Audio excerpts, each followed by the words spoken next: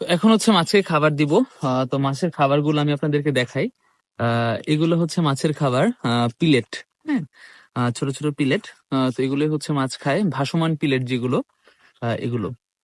তো এগুলো হচ্ছে ছড়িয়ে ছড়িয়ে দিতে হবে, মাছ একটু পরে খেয়ে নেবে। যেহেতু ছোট পুকুর, সুতরাং হচ্ছে আমাদের খুব একটা খাবার লাগে না। আর বিশেষ করে আমাদের এখানে দেশীয় মাছ বেশিরভাগ ক্ষেত্রে দেখা যায় কি যে হচ্ছে আমরা এই পুকুরের মাছই খাই।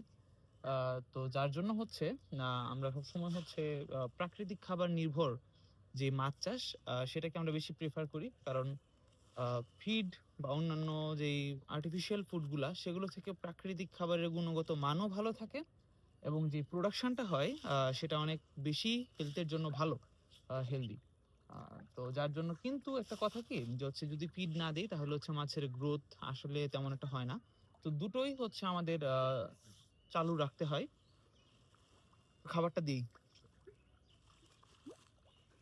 আপনাদেরকে যদি এখানে দেখাই, যখন খাবার দেওয়া হয় তখন তারা একটা গন্ধ পায়। তো তারা হচ্ছে এসে সেই ভাসমান খাবারগুলো খায়। আচ্ছা, খাবার দুই ধরনের হয়, একটা হচ্ছে ভাসমান আর একটা হচ্ছে ডুবন্ত। তো ভাসমানটা দিলে কি হয়, যে খাবারের ওয়েস্টেজ অনেক কম হয়।